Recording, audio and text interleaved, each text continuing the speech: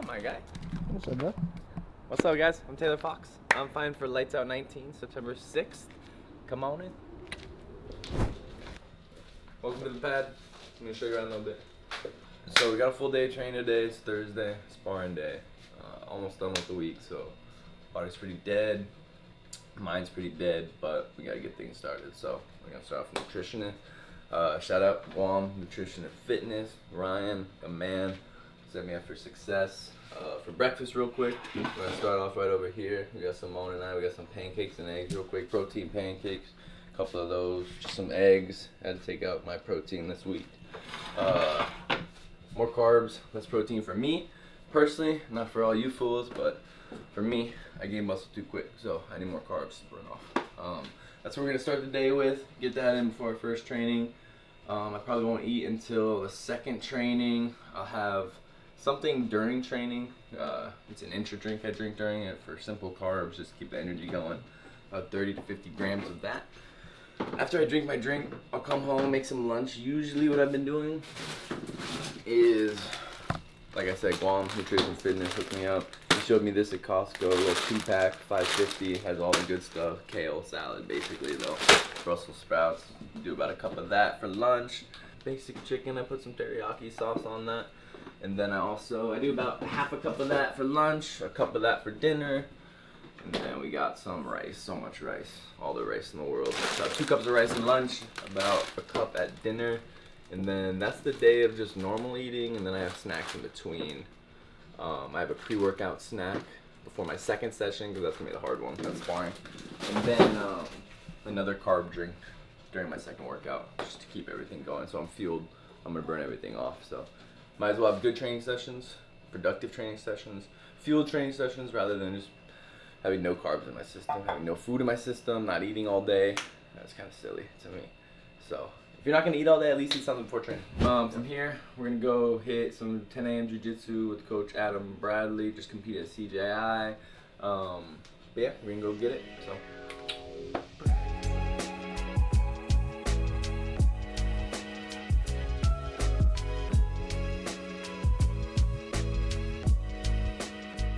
Here at the arena, 10 AM Jiu-Jitsu, Coach Adam Bradley. About 2 weeks out from weigh-in, so we'll see what we're going over. But yeah, just drilling rounds, get straight to it. So for now, we're here. I want the other leg, but he's not giving it to me. So I'll get a little pull with that same side arm that I want to attack. I show my hip a little bit, and that's when I pivot back in. So, one. Nice and quick. You want them like stepping right into your single leg. Make sense? All right. 1, 2, 3.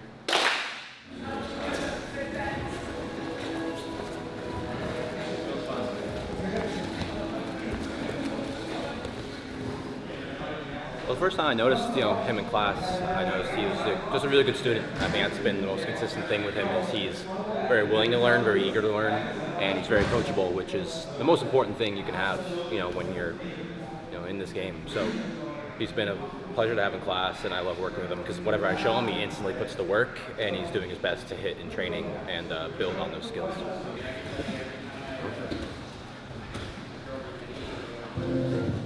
When he first started, of course, like all the willingness to learn was there, but he was very green, and I think him being one of my most consistent students, like comparing him then to now, it's a big difference. It's really impressive.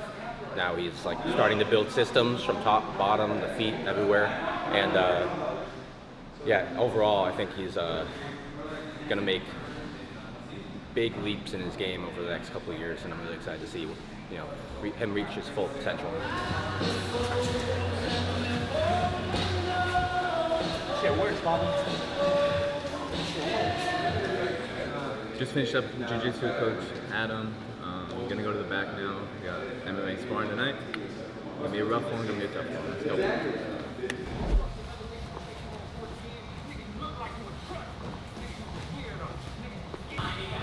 That's good thing, shit works. Like that? It's actually as well. So I hit that thing this morning, fucking some old guy, you could not get me off. Dude, especially when your body's like you're long, bro, it's like really, it's hard. It's clean. You just know that they're going to try to go for the back. Yeah, so we're here for Thursday sparring. We're about 2 weeks out. Taylor's doing everything that you're supposed to do to get to this level right now. It's just like now we're in the last phase of that camp. We're cutting things out, and now we're actually trying to employ a game plan in our training instead of just doing the reps and doing everything else.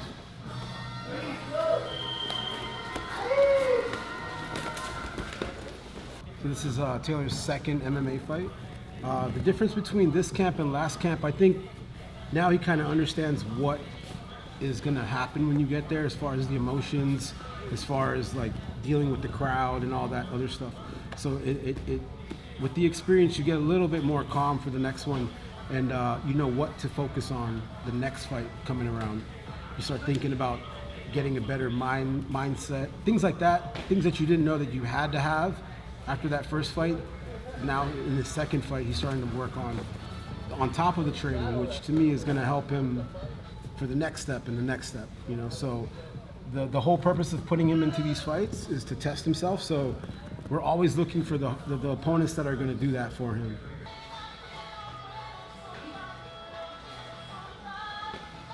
So Taylor's role on the team is more than just a teammate.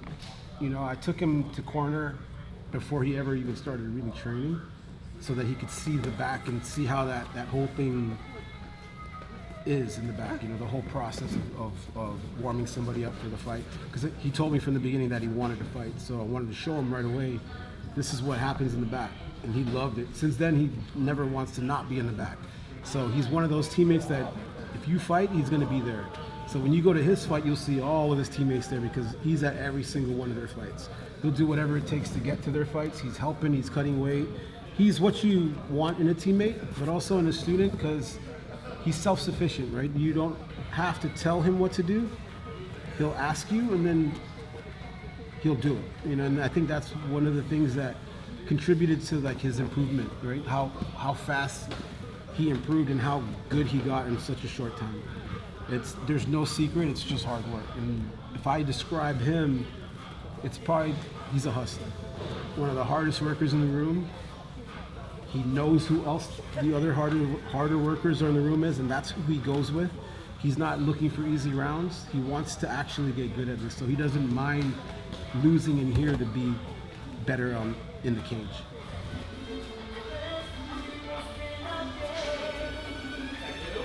My expectations for this whole process is it's something we have to do. Right? As an amateur, the wins and the loss are not as important as what you learn in those matches.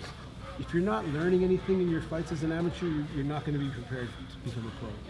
So what we're doing in our program here at the gym with Taylor and a couple of the other fighters that we have is we're putting them in places that if they can tackle this goal, this task, and do well, then they can move to the next thing. It's like a video game almost, you know. Like, so if they're not ready, it just shows you, okay, cool, this guy had more fights, he beat me because of this, puts us back to the drawing board, gives us something to work on.